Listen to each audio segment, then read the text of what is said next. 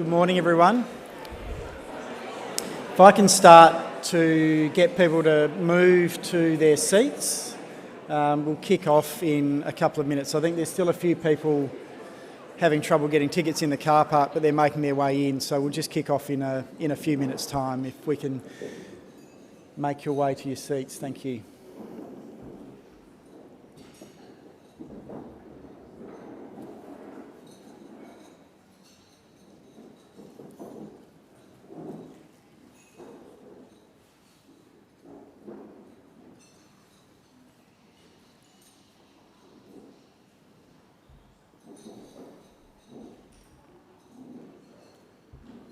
Plenty of seats down here. Hi, Catherine. You look very lonely.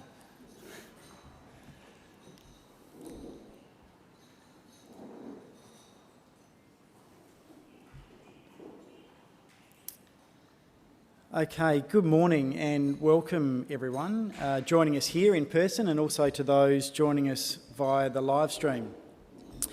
Nalugana mena tampati, Panayata Matanyapuki Yunangu. I acknowledge the Kaurna people as the traditional owners of this land, and I respect the deep and intimate relationship they have with this place. We'll just play a short acknowledgement video. Thank you.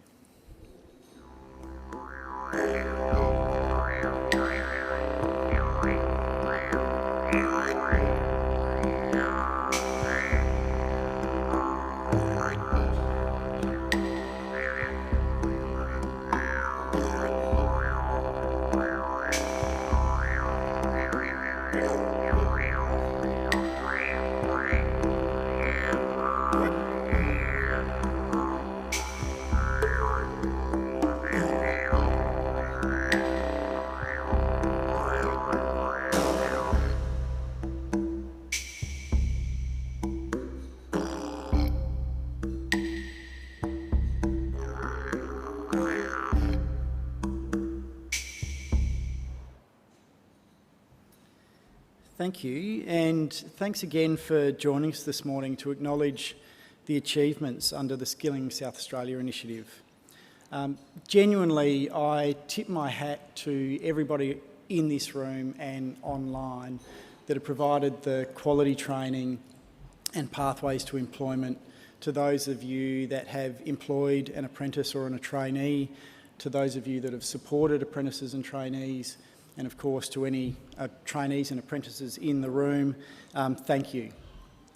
My name's Adam Reid. I'm the Chief Executive of the Department for Innovation and Skills, and I'm really pleased to be here because along with the Minister for Innovation and Skills, I'm really proud of what our team in the Department for Innovation and Skills has achieved. They work tirelessly and with such passion and professionalism. So to our team, thank you. And thank you also to the team that's put this amazing event on this morning. Again, another fantastic job. So this morning you'll hear from about the Skilling South Australia achievements from the Honourable David Pizzoni MP, Minister for Innovation and Skills. Renee Highmarsh, the South Australian Skills Commissioner, will share the work that she's doing along with the South Australian Skills Commission to modernise South Australia's training sector. And we're also really grateful to have leaders from the training sector and from industry to participate in two panel discussions this morning. So to kick us off this morning, another short video. Life is a numbers game. 13 years at school and 5 more at uni, 2 part-time jobs, 3 internships, all landing you on the 16th floor. 982 coffees and 3 promotions in a $204 million tech industry with 3,500 jobs for the taking. 3 home computers, 480 scam emails blocked, forever hearing, what's that password again? 2 short courses and a starting salary of $75K. Welcome to cybersecurity.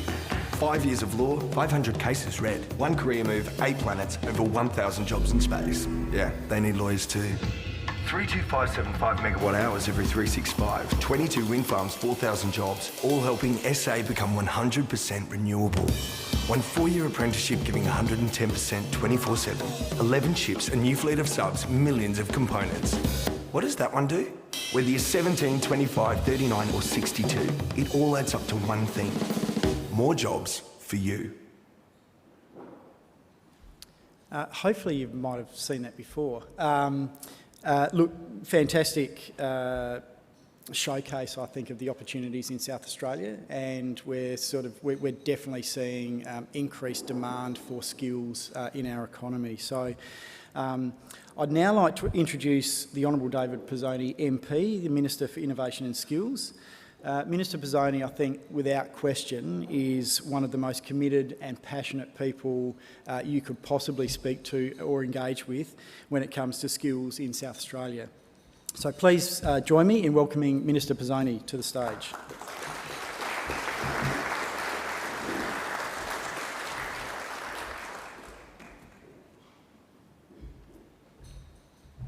Thank you very much, Adam. And just a fun fact about that video, they are all real people in those particular jobs. They're not actors, so it actually means they're multi-skilled. They can do both, do their job and act. Firstly, to Adam Reid, the Chief Executive of the Department of Innovation and Skills, and thank you so much, Adam, for guiding where we are now. The leadership that you've delivered for the department has been terrific, not just in the skills area, of course, but throughout. Renee Highmarsh, terrific to have you here. I'll start by acknowledging the Kaurna people as the traditional owners of the land we meet on today, and we respect their spiritual relationship. And it is terrific to be here for such a celebration. It's been an amazing 3.5 years of skills reform and innovation under our Skilling South Australia initiative. Skilling South Australia was a bold policy of the Marshall government took to the 2018 election, with a clear objective to rebuild South Australia's training system, addressing a 66% decline in commencements that occurred between 2012 and 2018 under the previous government. Fundamentally, our policy's clear objective is to support more South Australians into jobs, particularly through paid apprenticeship and traineeships, and it has delivered stunning outcomes. Our success is a result of the valuable partnership between the Marshall government, employers and industry. Each and every one of you have played a part in the state's nation-leading growth in skills training. We are now known as the skills state. And I've had reports from a number of you when you've met with interstate colleagues wanting to know what's happening in South Australia, how are you getting those results in South Australia, which is great feedback to hear. And I think you should be considering that boasting about the work you're doing, because here in South Australia we do tend to be a little bit humble, a bit embarrassed about our success, but we shouldn't be. We should be very proud of the success that we have. Since its launch in 2018, Skilling South Australia continues to support employers and their staff obtain skills and for our modern economy through paid training contracts. More South Australians are job ready in our state's key industries. The $200 million Skilling South Australia program was a partnership between the Morrison and Marshall governments, and it's been an amazing success. 48,400 new apprentices and trainees have been signed up since June 2018, and more than 3,100 employers have taken on apprentices and trainees for the first time. Many of you in this room would know that's significant. There's usually been two camps of employers, those that don't train, those that do, and the fact that we've been able to encourage another 3,100 employers to take on apprentices and trainees for the first time is testament to the reforms and the programs we've put in place working. More than 210 Skilling South Australia projects have been approved across industry, co-designed, innovative and bespoke projects to remove barriers and bring enablers in for on-the-job training. This is what's important. It's the first time that the government's acknowledged that on-the-job training is a cost for employers, and so the Skilling South Australia program has enabled us to assist employers with that on-the-job training. There's always been support for off-the-job training, but the on-the-job training is just as important, and it's important that employers are supported in doing that. We've also expanded the scope of these projects to address the current workforce needs because of the impacts of COVID-19. We've all been through a challenging 19 months. COVID-19 pandemic has changed the way we work, how we spend time with our family and friends. And schools and education providers have changed the way they deliver their training, and businesses have had to adapt to restrictions. And a new word has joined the English lexicon during COVID: pivot. How many times have you heard pivot over the last 19 months? We can proudly say that South Australians have worked together and have managed the health and economic fallout from the pandemic as good or better than anywhere else in the world. The success of Skilling South Australia, despite these challenges, shows our promise to build a bigger and stable training sector that gives more students paid pathways into real careers by aligning skills trained to industry is being delivered. Now that's an enormous challenge that we took on that we are delivering. And under the Marshall Liberal government, South Australia is leading the nation in new apprenticeship and traineeship commencements. And you can see from the slide that's up on the screen now that continual decline until 2018.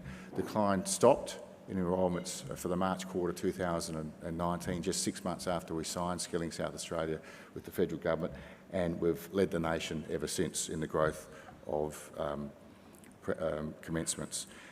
So according to the latest data from the NCVR, South Australia has outpaced the nation with the growth of apprenticeships and traineeships, up 51.1% in 3 years to March this year. And that's almost 28% ahead of second place in growth, and that's Tasmania. 22,720 apprentices and trainees in training as of the end of March, the highest number since 2014. And we also lead the nation across a number of cohorts, including Indigenous apprenticeship and traineeship commencements, new apprenticeships and traineeship commencements for the 25 to 44 age group, and the 45 and over. 52.7% and 83% growth in those two areas just over the last 12 months, the highest growth in the nation. And what's also evolving through the Skilling South Australia project, and I was out at Super Shock on Monday and I met Matt, and Matt was a client of Orana who had just finished a Cert 3 in process manufacturing. Never before have we really seen such a broad engagement of the community in pathways into real jobs. So moving into a job in mainstream because of the support that Oscar's business has given Matt, and also the work that's being able to be delivered through the Skilling South Australia program is very rewarding when you're in the business of making a difference for people's lives. And importantly, of course, our completion rates are also now the highest in the nation, with completions in the construction trades increasing by 8.7%, whereas the national figure was a decline of 10% of completions in the construction industry. So as you can see, everything is coming together and we are delivering exceptional results across almost every matrix in the skills sector. This increased apprenticeships and traineeships is having a flow-on effect to the wider economy. The latest labour force data shows that 571,000 South Australians are now in full-time work. This is a record number of South Australians in full-time work. And the Marshall government's successful response, of course, to the health and economic impacts of COVID has created the best employment conditions in South Australia for more than a decade. Full-time jobs are incredibly important for the long-term health of the economy, enabling people to plan for their future. People to, with a full-time salary, a full-time job, you can borrow money to buy a house, to purchase a car, to really make yourself part of the community in which you live. And this, of course, generates more jobs. And despite COVID-19, 31,100 jobs have been created in our state since January, the second highest growth in the nation. With our borders now open, it's important that we keep the momentum going. We're always looking for new ways to encourage the uptake of apprenticeships and traineeships, and for businesses to upskill their staff. And for this reason, the Marshall government introduced the South Australian Skills Act to increase a range of qualifications that can be undertaken via a contracted training. This allows workplaces greater flexibility than ever before to upskill their team, and broadens the pathway opportunities into new and growing industries for those entering the workforce and those changing their careers. This includes the development of a new higher education apprenticeship and traineeship pathway, building on the work already undertaken through developing micro-credentials. and building a modern and flexible skills system here in South Australia. The higher education pathway approved by the South Australian Skills Commission is set to open soon. It will allow businesses and RTOs to partner with tertiary education providers to provide bespoke higher education apprenticeships. So let's not underestimate the benefit of this for industry. We'll be seeing more people getting higher qualification levels starting from a traineeship or an apprenticeship. It's a very exciting time. We see this, this is what we call the white-collar pathway. We see this predominantly in white-collar areas that usually require institutional training or university degrees in order to participate in those industries. We're now delivering that training through paid apprenticeships and traineeships. These reforms enable the delivery of diplomas and bachelor degrees via this apprenticeship system. And it's most suited to our new industries such as ICT, for example, and our growth industries such as health. This new pathway opens new adventures, new avenues, and adventures, I suppose, for South Australians in their, and South Australia is the first state to legislate this innovative program. And I have to say it was disappointing that we didn't have support for those changes by the Labor Party and the Greens when we got them through the Parliament with the support of other independents in the upper house. Our strengthened training system has seen growth across TAFE SA and non-government RTOs. TAFE SA is now leading the nation with the growth of commencements of apprentices and traineeships in its RTO. And of course, our non-government RTOs are also leading the nation with their growth. And the Marshall Government is investing in training providers through our Building Capacity program. And I'm pleased to announce today that $200,000 will support up to 50 accelerated scholarships for individuals to obtain qualification as vet trainers and assessors. This initiative will increase the number of trainers and assessors with a diploma level teaching qualification. And my department will have details available on their website in coming days. And I want to finish by showing a quick video highlighting some businesses that have taken on apprentices or trainees for the first time. So please enjoy.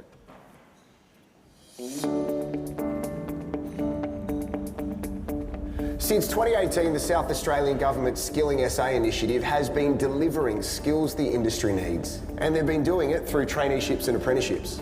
In fact, over 2,800 businesses in South Australia have hired an apprentice or trainee for the first time. And I want to know why. JP Drake, and I'm a director of Drake Supermarkets. My name's Gabby McBriety, and I'm the Chief Operating Officer of My Care Solution. So my name's Natasha Ilsesson, everyone just calls me Tash, and I'm the Nursery Manager at EcoDynamics. My name's Chris Bertram. I'm the South Australian State Leader for DXC Technology. To be able to work together with the government to have training programs is crucial for our development. And let's face it, no one trains our people better than we do. We have to play a part to actually bring a pipeline of new energy and new skills to meet what it will inevitably be a skill shortage. We've added 15 incredibly high quality staff members to our team, and having those innovative methods of recruiting and retaining those staff has been really important for us. For us, it started with one guy just wanting to learn some more skills so he could better himself and get a better position within the company, to a lot of other people putting their hands up as well. It's about being consistently learning and improving, and as an individual, well, the skills that we can teach you can help you not only grow personally, but help us as a business grow together. I'm sure when you bring your trainees on, you see a real lift in their spirits to go, here's an opportunity of a career path that I may not have thought I would have had. Absolutely. As we started recruiting, we found a lot of mature age hospitality workers or, storefront workers who all of a sudden were out of a job and thought this is a really good opportunity to transfer these skills. People come to our business as maybe a first job, but it could open up to other things in the business. But getting a Certificate 2, Certificate 3 or Certificate 4 is not only going to help us as a business, it's going to help the individual for whatever they could go on to do. We enjoy the benefits of traineeships and the energy, the vibrancy, the new ways of thinking that the youth bring to it. There's a big push from the state government in a number of high-tech industries such as defence, space, medical and health care. It's a wonderful time to be a part of an industry that is bringing that pipeline of people. We talk a lot around being workforce ready, and these programs go a long way to actually ensuring that employees are workforce ready. We've been able to diversify into other areas as well. So rather than having to outsource these jobs to other contractors, we're able to do them ourselves. We're very proud of the way we operate these programs. We would seek to continue to do that because we see the benefits of it. With over 45,000 new traineeships and apprenticeships in South Australia since 2018, what would you say to other businesses still thinking about it? Just do it. The simple facts are clear. Our people, our team are the best retailers in this country, and that's because we invest in them. And I think the incentives that the government is giving at the moment, it's just a great time to be doing it. Apprenticeships that are out there as well, so it's probably something for everyone. Our team is everything, right? So without our team, we actually don't have a business. And making sure they're skilled to the best of their ability, it not only helps them as an individual, it helps us as a business. I couldn't have said it better myself. Over 2,800 businesses taking on trainees or apprentices for the first time, which means millions of dollars of incentives from the government. Maybe your business will want to get involved too. And you'll all be enjoying a very delicious breakfast shortly. And I want to introduce one of those such apprentices, Sarah Jones from the Wine Centre, who's been responsible for this morning's breakfast. Thank you so much, Sarah.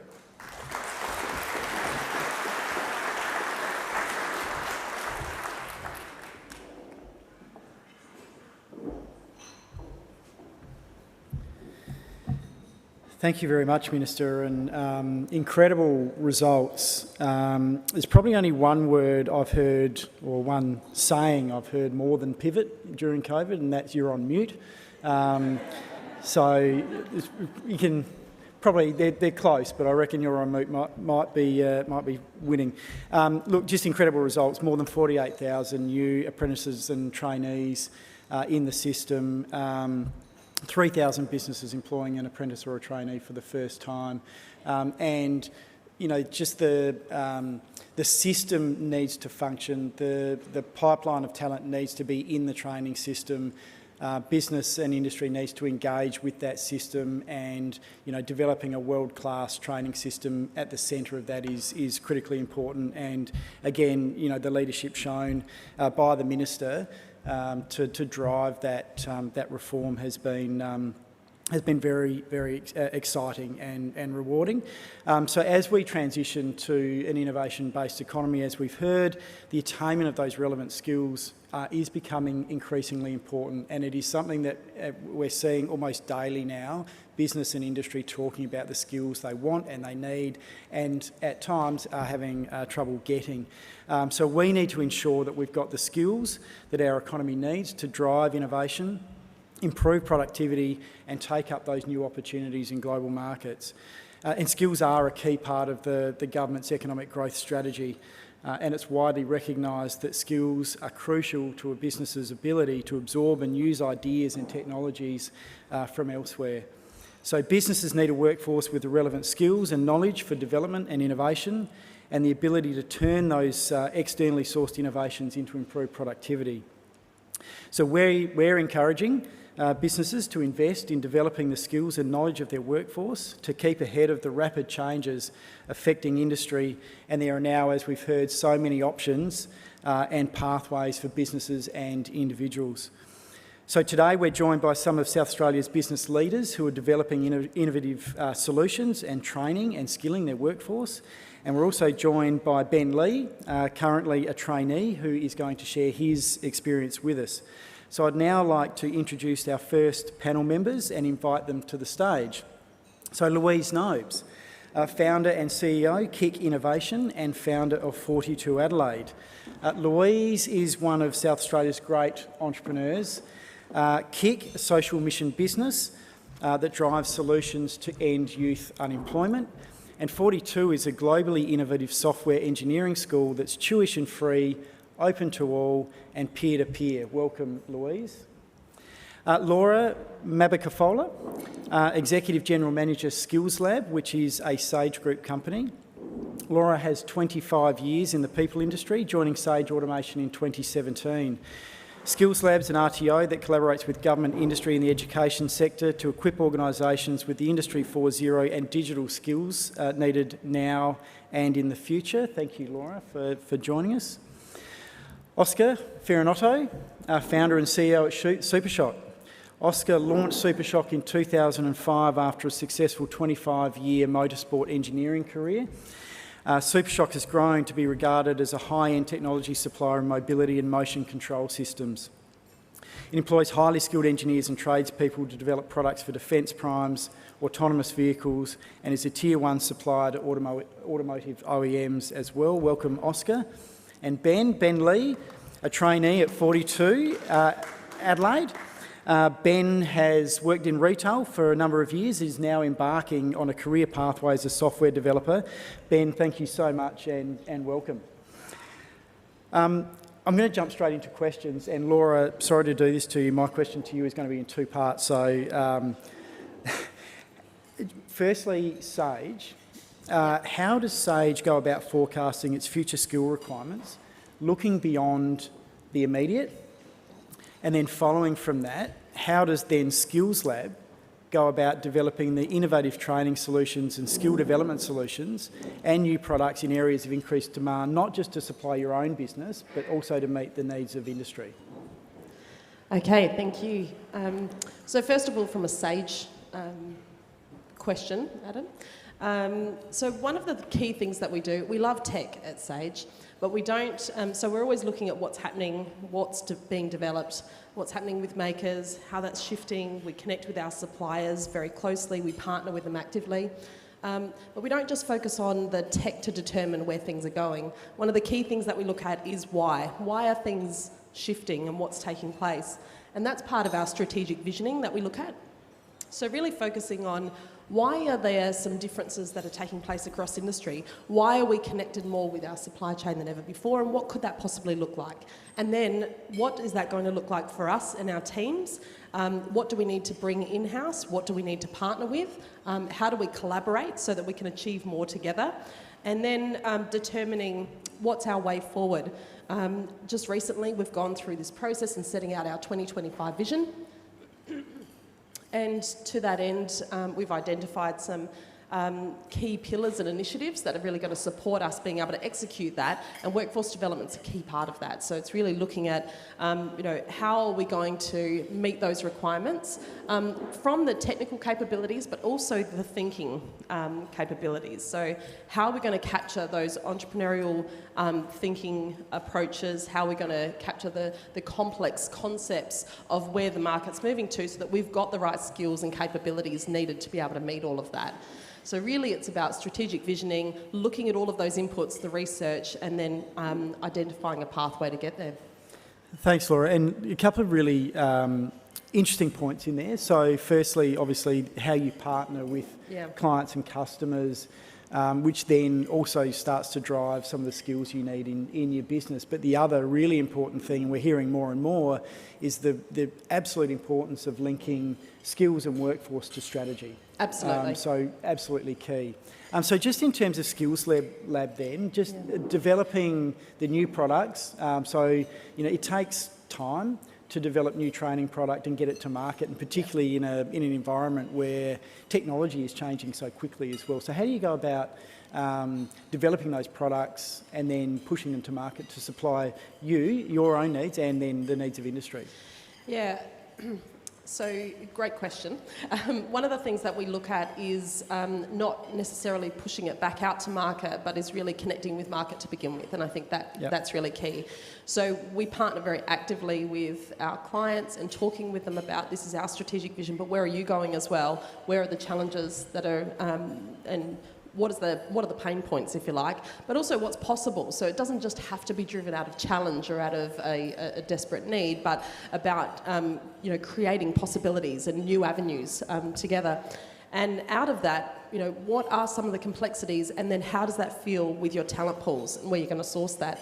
So we often support our clients to do different training needs analysis sessions or discovery sessions in thinking about what's possible, identifying those gaps and saying, well, what exists to be able to meet that right now, or what do you need to develop? And that's really what happened with our digital engineering hire apprenticeship. That was a key part of that, was working with a lot of industry partners to say, this is what we're feeling and seeing, this is what you're feeling and seeing, let's validate that with others. And we checked in and found this is actually a growing skills gap. And so what could we then do with current training packages, because certainly it does take time to develop. So what we did was identify a training package that we've got on our scope that's going to meet about 80 to 90% of the requirements, and then how can we top that up with a micro-credential, and so that's going to meet the needs that industry have. That allows us to shift and pivot, if you like, quickly to be able to meet that need and to be able to complement what the requirements are with industry. And a lot of the training packages are designed that it's an outline of an area, but the iteration can be quite different, and that can keep up. So even though the technology is so significantly changing and the platforms that we're using to deliver the training on are changing, the way that we can then align it to the training package, we need to be able to have that constant reinvestment in the design of the content so that it is current, but being able to complement and top it up with micro-credentials, we found that was a great way of being able to deliver what industry need. And that's certainly what we need as a business as well. And in fact, it opened up a whole new channel of talent for all of these organisations, and absolutely for Sage and the whole Sage group as well. In fact, when I've talked with some of the leaders across the business now, they said, we didn't know we needed that before, but now we can't not have that going forward. Yep. Yeah, and fantastic response to that. And again, some key points about how you engage with your clients to understand and share or build what's possible. So it's often hard to step out and look at what's possible. The role that micro-credentials will play, I think, increasingly in topping up those skills and allow for sort of stacking and people to continue to learn and develop and keep up with technology. So thank you very much, Laura. Oscar, so we had a discussion a little bit earlier about the investment that you're making in leadership. So what does your business do to support the identification and development of leadership skills within your business? And what have you seen to be the tangible benefits of investing in leaders? Yeah, thanks, Adam. Firstly, at SuperShock, we have a mission, and we have 3 key points around that mission, and one is to provide operational excellence, the other one is to provide customer intimacy, and the third one, which I really want to focus on, is to develop a leadership generation.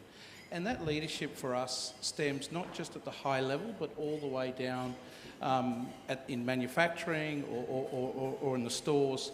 Through the government initiative, obviously under the Marshall government, led by David Pisoni and yourself, Adam, we've been able to work with that to engage our people through specifically guided leadership programs.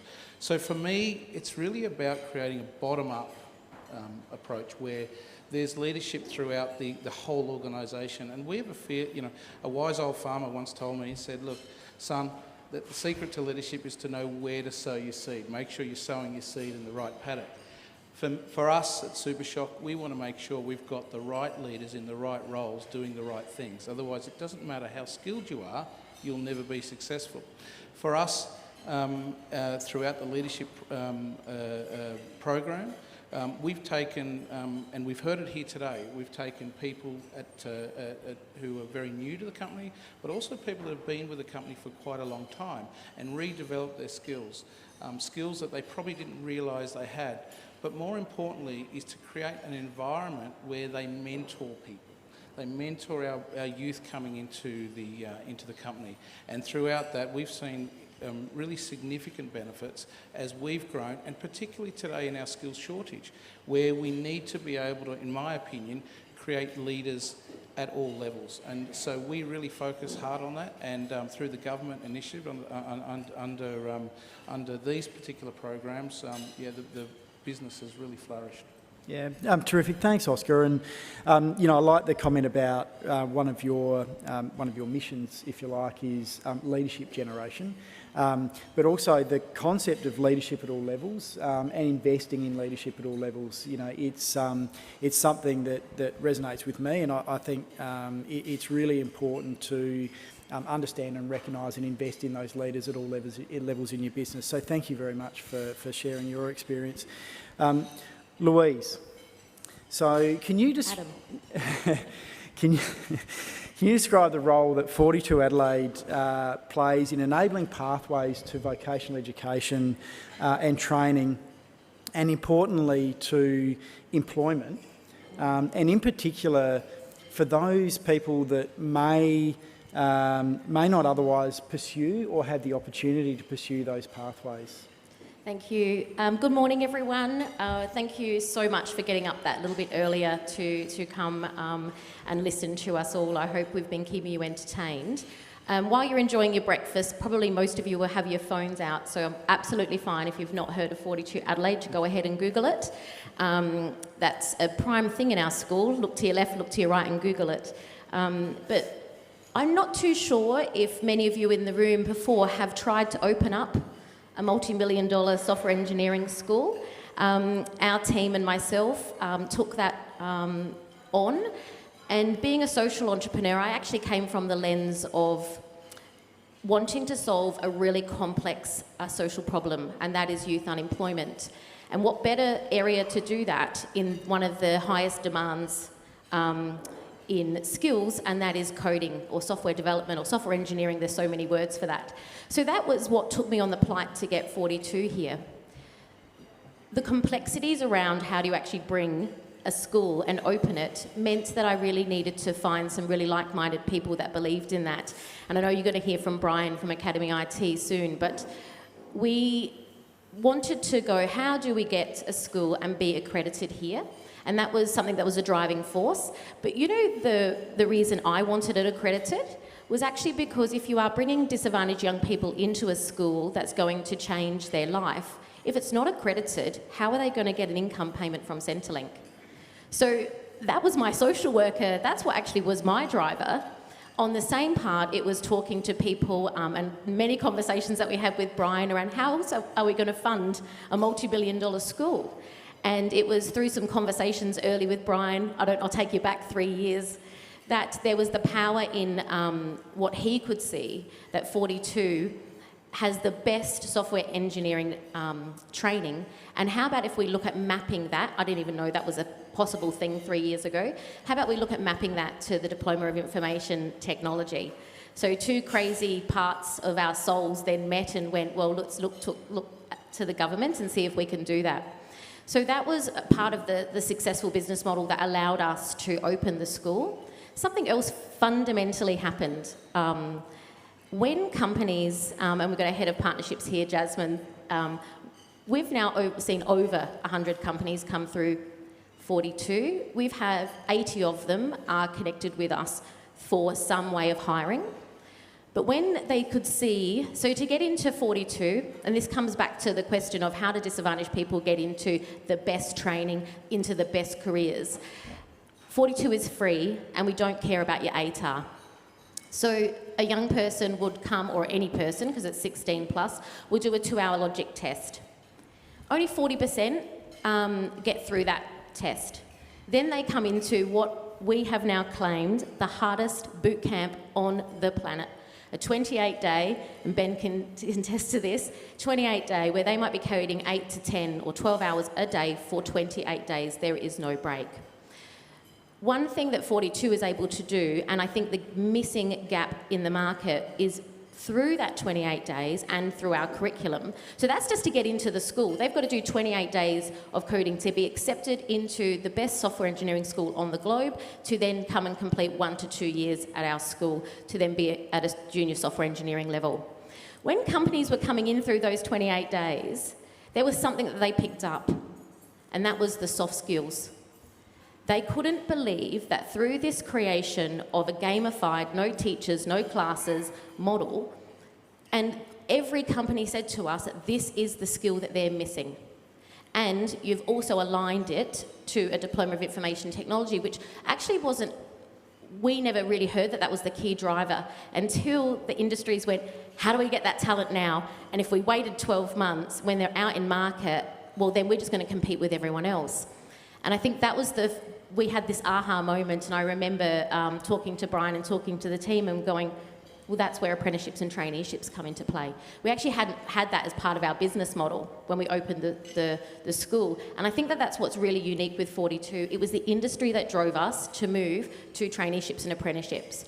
Because we already knew that moving into opening the school, we heard from companies, they knew they had to start looking outside of grads. They knew about 30% of their workforce coming in would have to come from that new entry, but how are they going to do it?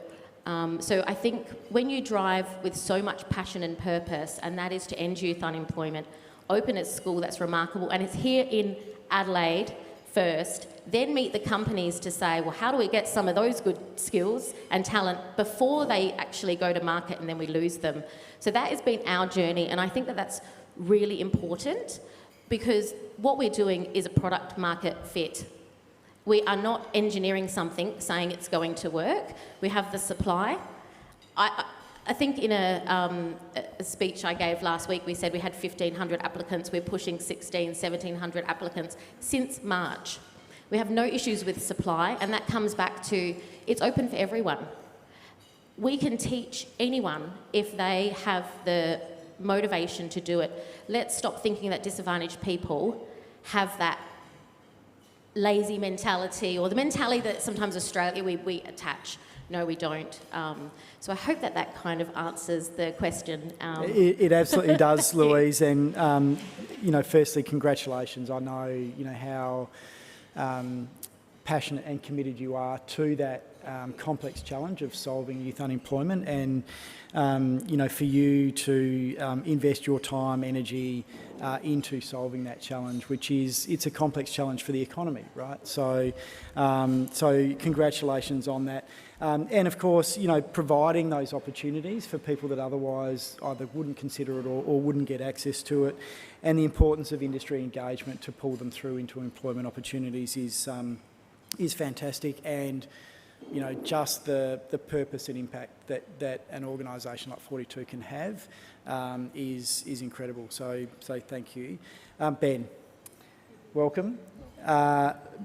So can you share your story and experience, including what led you to your traineeship, and how have 42 Adelaide and your current employer, Any Solutions, assisted you to work in a high-tech area?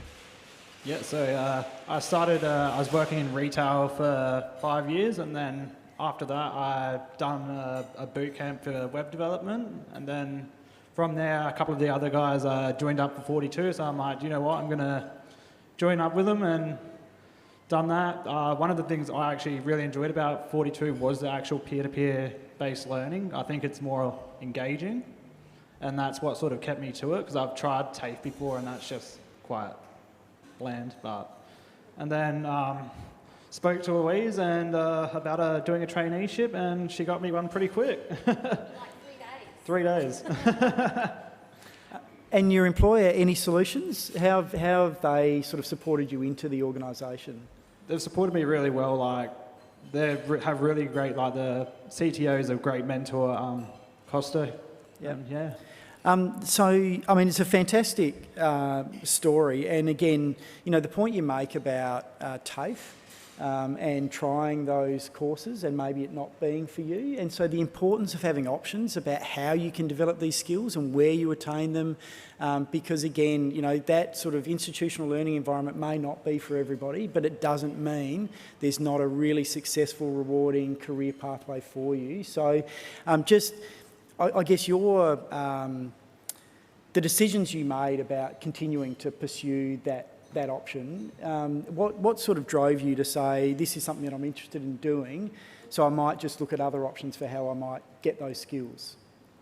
So what was your sort of motivation for that? Is it something you knew you wanted to do? Yeah, so I've always been like a coder before like actually grabbing any qualifications. Yep. And if I have the option to grab like free education to get a free diploma out of it, why not? And then I can also like do the traineeship as I'm studying as well, so I do have that work-life balance. Yeah, and again, it's a great example, I think, of people that do naturally have these tendency for these types of areas. So people are looking at digital skills anyway. So how do I formalise that and turn it into a career, and what are the options for getting there? So it's a great story, and thank you, Ben, for joining us this morning. And thank you to all of our panel members. Just one quick question. I'm not sure if I've got time to do it, but I'm going to do it anyway. Very briefly, so a business is considering taking on an apprentice or a trainee for the first time, or not, because they may not be aware of the benefits. What would you say to them? Start with you, Ben. Benefits? Or just what would you say to a business who's saying, I'm considering taking on a trainee? Would you say go for it? I'd say go for it, because the SA has the talent that you need, so take them on board and train them up, and you'll have someone that's willing to do the good work for you. Oscar? For me, I think it's really the lifeblood of our future economy. And we're talking about manufacturing, we're talking about digitisation, and also we're talking about a skill shortage. So, as I've previously mentioned, what the state government doing is, under the leadership of Pisoni, is to really drive upskilling, mature skills, taking on apprenticeships, but I think actually giving people opportunity to transition. So in our case, we've got such a broad spectrum, whether it's mature workers in the workforce who we've upskilled into leadership positions, whether it's apprentices that we're taking on, that we've taken from apprenticeship programs and taking them into engineering. So to create those real pathways for the future of South Australian industry, we are not going to get there if we don't continue to uphold this mentality and this drive. So for me, as a business owner and leader, it's really important that we continue the mentoring and the consistent upskilling, and not only moving up, but moving sideways, because that's where the rubber hits the road. If we can take our apprentices and they can become the future leaders of our manufacturing industry, of our design teams, with hands-on skills. And I'm an example of that. I started on the factory floor, and I was fortunate enough to be able to learn new skills. And from an apprentice through to engineering, and even I was lucky enough to study at Harvard. That's the pathways that we are creating here in South Australia. No one else is doing it. So this is why I think for our industry, it's vital. Great, thanks, Oscar. Laura? I think that people don't have the luxury to not look at a trainee anymore. I think that if people are still thinking, I'll wait and access the talent pool that I want, that has the full skill set for the job that I am then recruiting for, well, that's not a reality. I think that there has to be that commitment with the training and education sector that identifies we need to work together and collaborate on this. We need to be able to bring these pathways through, to be able to open up the channels of entry, and to be able to take people into various different pathways as well. And I think that they've got the option of either taking someone on board and having to develop everything from scratch with developing their own training programs to do it all in-house, and then the individual doesn't necessarily walk away with an accredited qualification. So it just makes sense. Brilliant, thanks, Laura. Louise, really quickly. Very quickly, we're finding they don't just take one. They take multiple. So Ben is the second, and they'll take a couple more. And while you've got an appetite, try before the 31st of March, while you can still receive 50% off through the apprenticeship, and that just allows that to share the risk. If not everyone in your team agrees, but you'll be well satisfied. Yeah, thanks very much, Louise, for that, and I genuinely thank you, the panel, for your insights and sharing your insights and experience with us. So if the audience can please join me in thanking the panel members, Louise, Laura, Oscar and Ben, for a great discussion. Thank you. And for anyone who's not aware, the 31st of March date that Louise mentioned, I'm going to do my sales pitch now. It is the date to sign up for the Commonwealth Government's wage subsidy. So it is a good time to consider apprenticeships and traineeships. Before we move on to our next speakers, we're playing another brief video. I've worked on a wide variety of projects and all really exciting ones. One of the best ones that I've worked on was the Adelaide Oval Hotel, and I was able to see the view out of those hotel rooms before anyone else, so I'm really looking forward to actually going and staying myself. My name's Amber Shelton and I've recently finished my 4-year plumbing apprenticeship and I've taken on the role of site manager at Cushman & Wakefield. Amber came to us, she'd just finished her uni degree, couldn't find a job. She'd told me that, she'd helped out her dad, from time to time with a bit of labour. She wanted to be a builder, wanted to get into the industry. And she told me many times that she felt like she didn't have to, but she wanted to work harder than everyone else, male or female, because she wanted the respect for what she did and who she was. Her development from being quite shy, back 4 years ago, to now running a site and a team of 10 people, that confidence that the trade and the skills that provided her has set her up really nicely for the future. Being a fresh new apprentice, there's no one thing that they need. I think all they need is a desire to want to learn and a bit of a passion for what they're entering. Everything else from that point is learned. We just want a good attitude, someone who arrives on time and wears the correct PPE, and from that point we'll teach them all the skills that they need to become leaders in their industry. So I've just completed my apprenticeship and I've moved on to a site manager role, and I think for me that's just a reflection on how my apprenticeship has been throughout the whole process. So it's just every day you're learning something new. And so the role that I've taken on is another learning opportunity, and that's the reason why I went into an apprenticeship, is because I wanted to keep my education up. And so now taking on this role, I realise it's a whole nother bunch of challenges, but also opportunities to learn, which makes it really exciting.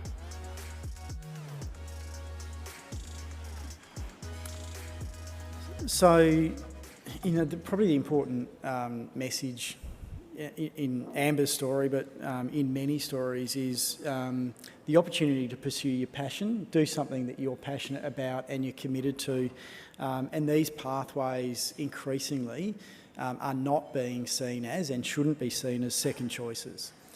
They should be first choice options for people to pursue their passion in a trade or a vocation. So really important to, and great to see people sort of making that shift.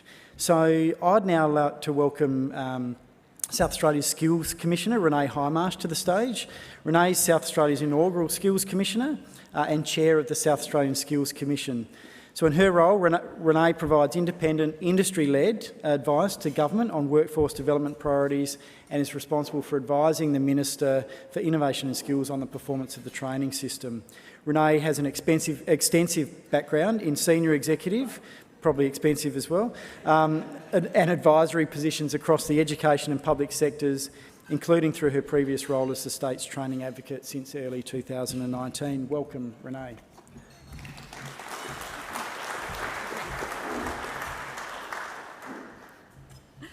Good morning, everyone. I'd like to acknowledge Minister Pisoni, Adam Reid, thank you for the kind introduction, my fellow Skills Commission members, ladies and gentlemen. I'd also like to acknowledge that we meet today on the land of the Kaurna people, and I respect their spiritual relationship with their country. It's fantastic to be here with you all this morning. I mean, it's a terrific celebration of everything that we have achieved here in South Australia. The Minister and the Department have kindly asked me to talk about reform to the skills system this morning, but I do only have 5 minutes, so I won't be giving you the complete shopping list, but I will be touching on a few of the key things, some of which have already briefly been touched on today, but to talk about the role of the Skills Commission and why it's important, and touching on some of those things that our panellists have very clearly and well articulated this morning. We all know that it is an increasingly complex global economy, and it's really changing the way that we work and also the way that people want to learn. What was relevant for when I went through my training post-school and what many of you in the room today went through post-school is quite different to how people respond today, as we heard from Ben. But we do know that a strong economy hinges on a skilled workforce. There are so many jobs that are going to be created between now and 2025, and if we're going to supply this workforce, it's really crucial that our skills system is flexible enough to respond. And the reforms that I'm here to talk about were really driven by the principle that we needed a modern, agile, flexible and responsive training system here in South Australia. And I think we've really led Australia in achieving that. The New South Australian Skills Commission is comprised of leading industry representatives from across the economy, and I'm pleased to say that we're at the forefront of this significant program of reform here in South Australia. The Commission's tasked with providing clear direction on the skills needed for the future and advice to the South Australian Government on how best to invest your training dollars. Since July, when the Commission was established, we've been out talking to literally hundreds of businesses, many of you here today probably, and our 7 industry skills councils, employer bodies and training providers to ensure that we have a clear strategy to deal with those workforce opportunities and challenges as we deal with this new COVID normal. And industry is very much at the centre of everything that the Commission does. Businesses told us that they wanted greater flexibility in how you train your workforce, including upskilling people, including existing workers, and finding people with transferable skills.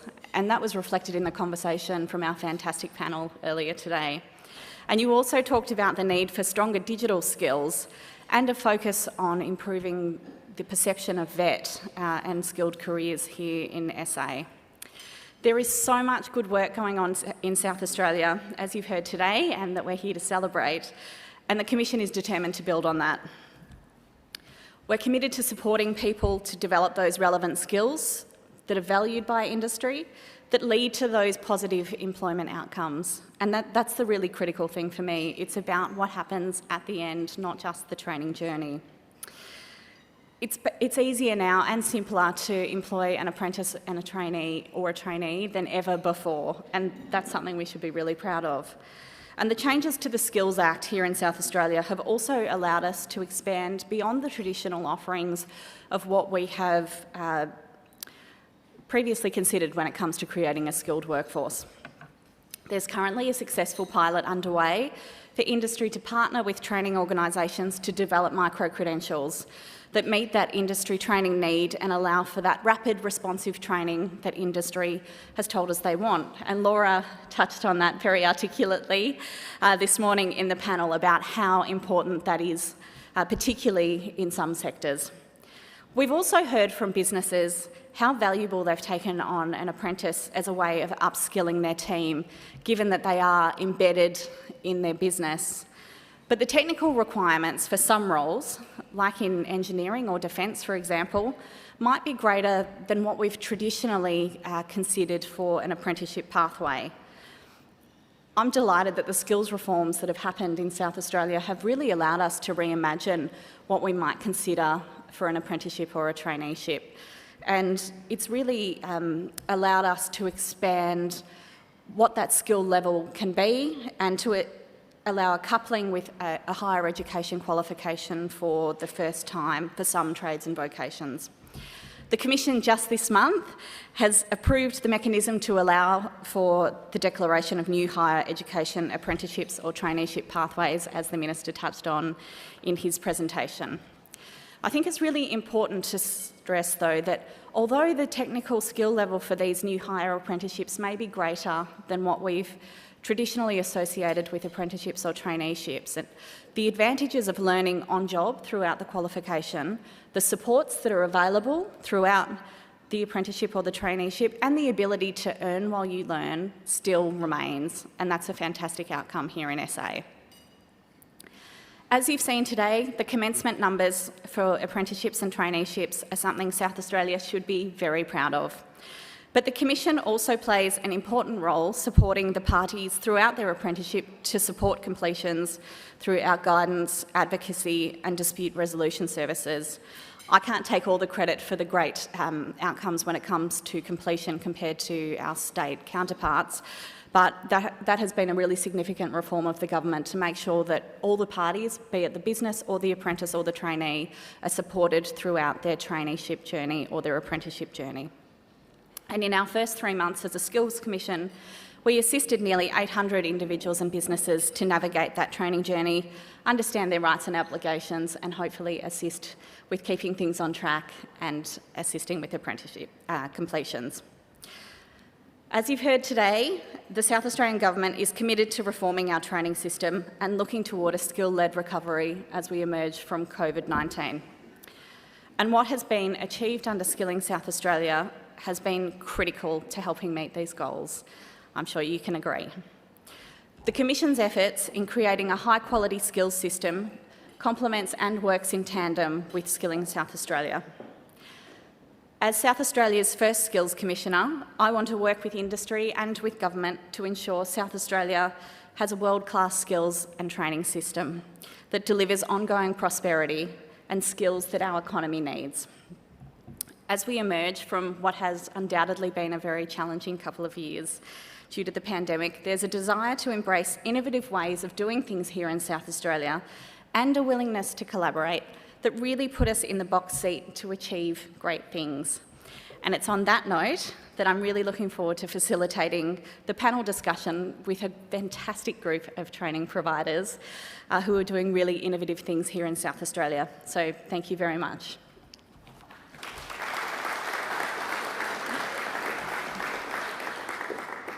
I'd also like to welcome those panellists to the stage. So firstly, may I invite Brian Peel, who is the Managing Director of Academy IT. Academy IT is a leading ICT training provider, and as Louise said, they are doing some fantastic things here, including in partnership with 42. Our next panellist is Tanya Cole, the Chief Executive of the Hessel Group, which is a well-known social care training provider here in South Australia, and Tanya is also a member of the South Australian Skills Commission, so welcome, Tanya. And finally, Peter Nolan, the CEO of Peer. Peer is a fantastic training provider for apprenticeships in plumbing, electrical, and the building trades, so welcome, Peter. There's a spare seat, so I'm just going to stand here and ignore that. So we might start, Brian, with you. We know that there is a global demand for talent, particularly in ICT. The World Economic Forum actually predicts that there will be 97 million jobs globally in ICT by 2025. No pressure. We're seeing strong demand here in South Australia, as we've heard today as well. And when the Commission's been out talking to employers and the industry skills councils, the need for digital skills, not just in the ICT profession, but actually across other sectors in the economy, be it aged care, defence, construction, you name it, we need it. So as a training provider, what do we need to be doing to equip people with the right skills that we can meet this demand in South Australia? Thanks, Renee, for the question, and good morning, everyone. It's great to be here. And aren't we in a fantastic state? What's going on here in South Australia at the moment? Brilliant. It's a testimony to our government and to the department. Excellent work. A number of new companies moving in or expanding. It's great news for Australia and specifically South Australia. Some of the issues, of course, obviously is there's a significant skill shortage, as you've said. We've now got borders reopening, which is a good thing in one way, but it's also potentially a bad thing because we could lose people. So it's important that we need to be looking at retaining the skills we do have and then capturing new skills to come in that's needed. Most of the positions that are going to be in demand that are fillable are those entry-level roles, service desk type roles. We've heard from Louise regarding the 42 program, which is absolutely brilliant. And if you don't know much about the 42 program, I suggest, as Louise has already said, go and have a look at it, because by the end of this year, if you don't know anything about 42 Adelaide, you're not living here. So on the 42 program, this is one great example, and we'll talk more about this later, about ongoing pipeline needs for industry. Where are these people going to come from? There's not enough graduates going to be available for the numbers that we need. So we have to look at school leavers, return to work parents, people who were retrenched through COVID that want to be reskilled and can be reskilled. People often ask me, oh, there's too many skills needed and too much expertise needed and knowledge to get into IT, it's too hard. It's like, no, if you're breathing, you can come into IT. We can teach you these things along with industry. And so entry-level skills that we look at providing, in addition to the 42 program, which is, I think, the perfect solution. Entry-level to IT tech, there's a skill set specifically for this, for new people who are new to IT. It's a 6-week program and includes then an additional 2 weeks of assessments. Brings them into IT for the first time, gets them prepared. So it's like a job readiness or even a pre-apprenticeship, traineeship program. And it's just excellent for those kinds of people to get in. And they find out, wow, I can do this. Didn't think I could. The other one is, we've been running, for example, a 12-week full-time course around Amazon Cloud. This is a restart program, and we've had specific support and funding from the department for that to make it happen. And again, that's another excellent program to get people in. And within that 12-week program, that skill set is also in that. So what this presents to employers is that these people have actually been, in a sense, vetted by us, because we look at the performance of the students, and we make it clear to the students from day one that we want you to attend every day, be punctual, do not be late, participate, complete everything. If you do these things, we'll present you to potential employers for traineeships. If you don't do these things, guess what? We won't present you because you need more work. So these entry-level skills is where we're going to be able to feed through to the employer's needs, because we can't train an IT technician in 2 weeks. It's just not possible. So when we put for example, we're a Microsoft Learning partner. If we put a Microsoft 5-day technician course into our certificate course, that 5-day course becomes a 4-week course, because it's lots of labs, hands-on, repetition and things like that, because it's high level. But in doing that, this is what industry recognises, because we're teaching our students the same things we teach their IT technicians, which is why they value that. Great, thank you very much, Brian. Tanya, you also are facing those big numbers.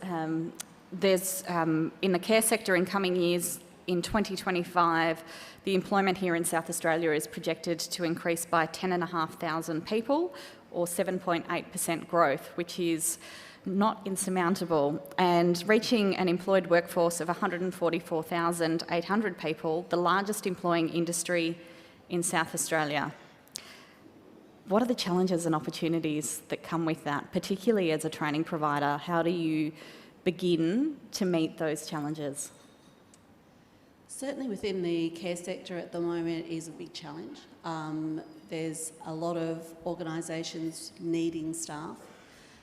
One of the, I suppose, the outstanding parts that we have at the moment is everybody's poaching everybody else. So we need more people coming in. We need people coming from, not just from training up from schools, we also need people coming in from interstate or overseas. So we need our immigration levels coming up so that we've got more access to people. The care sector, in training up, there are a lot of trainers out there, but we're starting to find that we need to actually provide extra skills to them, and one of it is the digital side of it. It's very important because a lot of the care workers are going out there and they need to actually understand how to use their phones, how to log in, how to record. Everybody's needing a lot more information. So there's a lot of micro-credentialing going on that needs to happen within the care sector. It's also the difficulty with the care sector is that it's very part-time. So you get a lot of people that might be only getting a shift that's only an hour or 2 hours, which is part of NDIS, and it makes it very difficult for you to, as an employer, employ someone on a full-time basis because we can't guarantee those shifts that are going through. One of the situations that we did with my company is that we actually set up a group training organisation so that we could actually employ them and move them across, and we can train them at the same time. And also for other organisations, so that they could actually have someone that could work somewhere and they might only have them for 2 days, but then we can put them to somewhere else and they're not actually having to pay the double amount of tax in areas like that. But it is also bringing in new skills for them, and the difficulty with training within the care sector as well is that there's you actually need to physically learn how to do some of the how to use some of the equipment, and so there has to be some type of skills lab set up for them to be able to be shown even just how to make a bed. You know, it seems to be the most important complaint that we get is that they can't even make a bed. Well, we need to show them how to do some of the basics because they're out there in the forefront dealing with clients that have got mental health needs or disabilities or aged care or childcare. So they're having to actually deal really closely with everybody, and we need to make sure that we're skilling them up. So it's identifying what skills are required within that organisation and then actually creating additional skills for them. Fantastic. So, Peter, we've heard today there's been a really significant uptick in apprenticeships and traineeships here in South Australia over recent years. What do you think's behind that? Renee, I don't think there's one thing in particular. There's a whole range of things that have changed over the last 4 years. I know Peers access the Skilling South Australia funding, which has been very useful for us in customising training programs that get the right people with the right aptitude and right attitude into the construction industry. We've also been able to focus on diversity, and we've run programs specifically for females and Indigenous people. We've also been able to meet the demand of needing new trainers, again using Skilling South Australia funding to run programs, tradie to trainer programs that we've had in-house, which have been very successful. We've also been able to access the building capability funding, where we've worked with the Skills Commission to develop a dual trade in electrical and refrigeration, so growing the number of opportunities for people to get trades or dual trades. We've also recently worked with, interestingly, Bendigo TAFE is the only organisation in Australia that does motor winding, so it's an area of skills growth in defence. As we're building lots of big defence projects, that will be a growing demand, so we're partnering with them and delivering a qualification in electrical motor winding. So we've been able to meet the RTO growth through a range of initiatives from an employment and group training perspective in particular.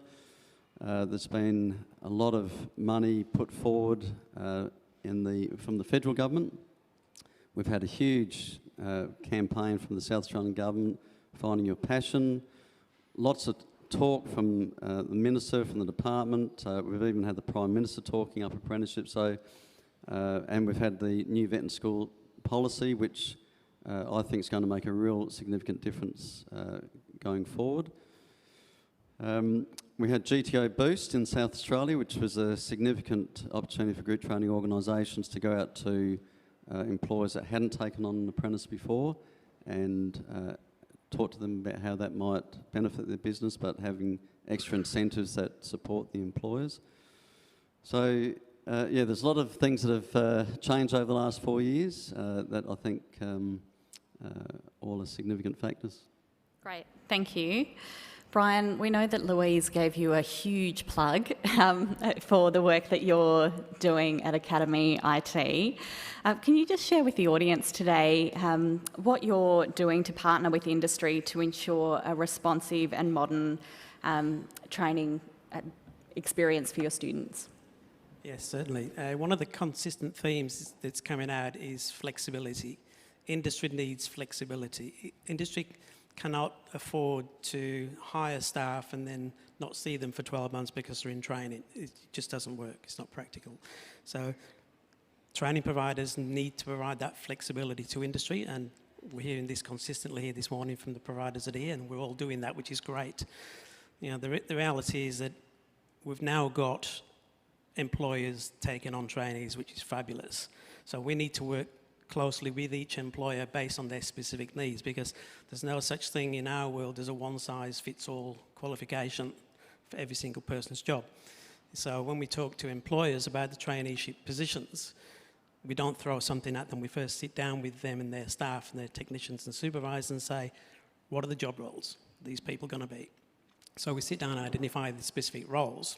And then because of the flexibilities of the RCT training package, we then bring in specific elective units appropriate and relevant to the role they're going to do, which is much better, because if you just give them a standard generic certificate 4, you may be teaching people programming skills or networking skills that they're not going to use in the role. That's not their role at all.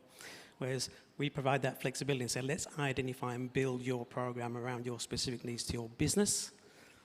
And then we have a headache of then creating a schedule of working in with them and on the job and an off the job. And the on the job's got to be done properly. And as was said on the videos, that industry is the best provider of training for what they need. So what we need to do as a training provider is validate that. So we work with the employers to look at the contents that they're delivering. And we've done some projects through the state government on building capabilities, for example, where we've mapped the internal things that they're learning on the job to national curriculum. So that means the employers can still do on-the-job training. We need to go in and validate that and work with them and then provide assessments.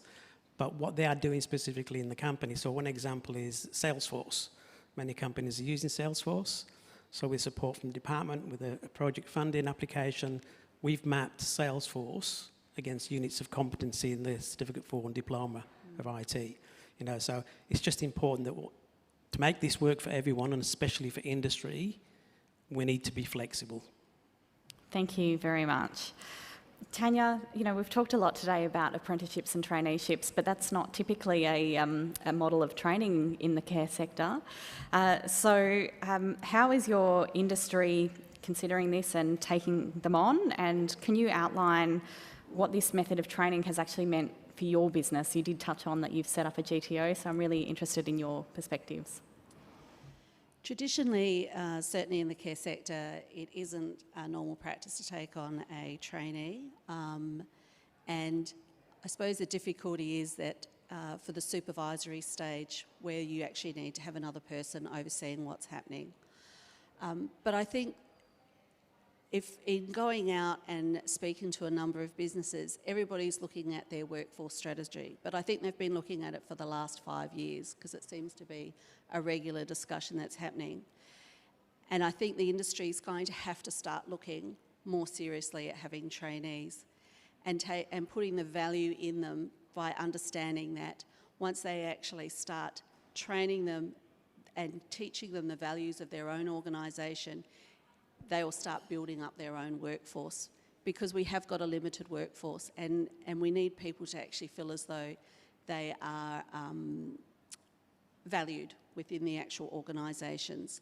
So I think it's in its early stages for the care sector to actually start taking on trainees, but it's a really important business decision to actually start doing that and start growing and investing in your staff, and not expecting the government to actually be paying for it all, that actually organisations work with the government, because there's so many opportunities that the government's offering, especially with trainees at the moment and to the 31st of March. So it is a really opportune time to actually invest in people, build their skills up, and then place them out. Another part that we're also looking at, and we have already started doing, which is what Peter also mentioned, is actually doing the train the trainer. So you actually get a qualified person that has got the skills within industry, and then we're putting them through to get their TAE, which is their training certificate, so they can train within the industry, because trainers are actually really tight at the moment. There's very few of them out there that are available. So that's another way that we're trying to do it, so that we can support the industry, because we find that there's not enough trainers out there within the care sector as well. And it's also coming up with innovative ideas, which I have to say the government supported us very much at one stage, where I had the privilege of attending a delegation overseas, and with that we saw a care program that was actually developed in the Netherlands, and came back here, and the government was very supportive in allowing us to trial it and see how it went within the industry here. So there's opportunities out there, and I feel that especially for the care sector or any sector actually, that if you actually see that there's something that you can see the value within your particular area, I would highly recommend going to government to actually talk to them about that particular program and how it will benefit society, especially for South Australia. So I'm fully back some of the programs that they've got, and they're very good in the fact that they'll turn around and say, no, this is not going to work, or there's somebody else that's actually done that, and so you can go and talk to them. And I think that's just the benefit of having that relationship that's going on. But it is looking at what is going to actually be the best for your particular industry. But it's certainly in the care sector, yes, traineeships and apprenticeships or traineeships is in its infancy, but I can see that there will be a huge growth in it because I feel as though we need to invest. Fantastic. So last question for you, Peter. At the South Australian Training Awards earlier this year, PEER took out the Vocational Student of the Year, and last year you took out the Apprentice of the Year. What's your secret, and has this helped attract and retain apprentices and trainees within your business? Renee, I think if I go back 2018, we had the Apprentice of the Year as well, Jared Morton, and when we looked at where Jared had come from at the time, he came through St Pat's, and he had a pathway into an apprenticeship that we weren't tapping into, and at that time we made a strategic decision to move more into the vet and schools. At the time I think we had 2 classes. Now next year we're going to have over 500 students that we're training out in schools. So in the main they're doing Cert 2 qualifications. But we've really grown our footprint in the schools, recognising that if you can attract the right people with the right attitude, with the talent in the schools and create that pathway into employment, you will have a better outcome. We've got a 94% completion rate. We don't have any shortage of applicants. We get over 4,000 applicants a year for 150 positions. That does represent our brand in the marketplace, and we've worked hard to develop that. So there's nothing in the water down at Albert Park, but we do work hard to attract the right people. We've put a lot of things in place to support particularly young people with mental health challenges. We've seen a rise in that over the last 12 months. I was saying to you before, Renee, we had 5 attempted suicides in 1 month last year.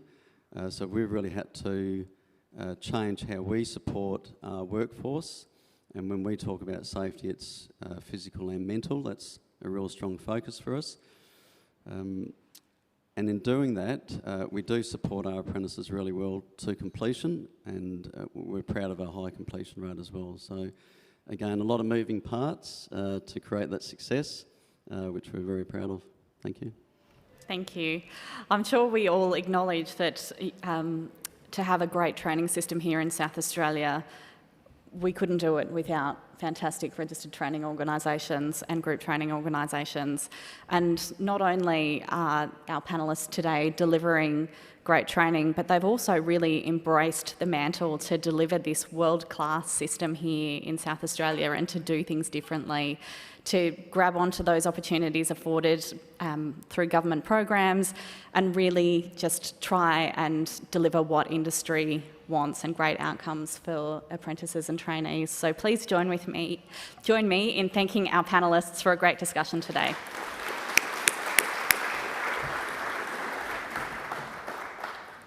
We're done.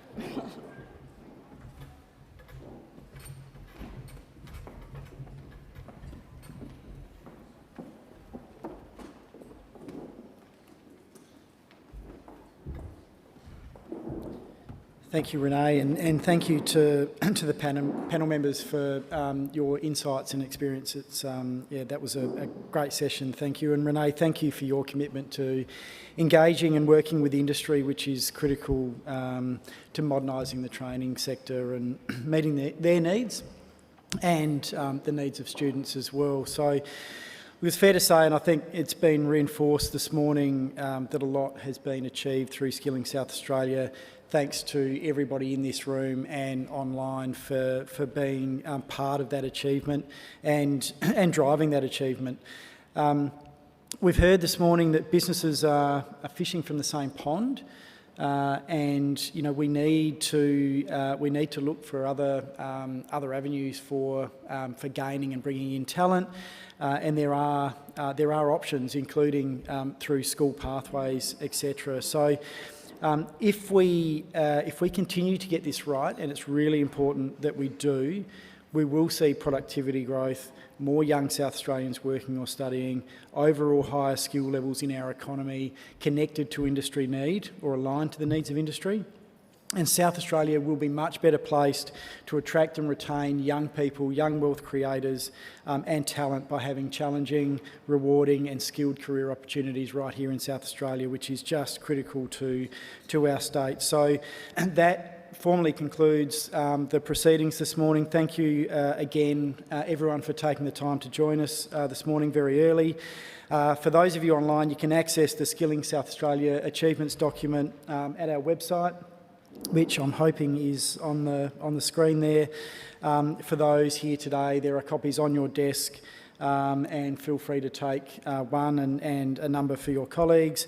I'll just conclude by inviting everybody to stay. There is an opportunity to network, and I'd encourage you to speak to one of our skills advisors. If the skills advisors in the room can just stick their hands up. We've got 4 of them in the room, highly skilled professionals that can offer advice and work with you on how to skill your workforce. Thank you again, and please enjoy the rest of your day.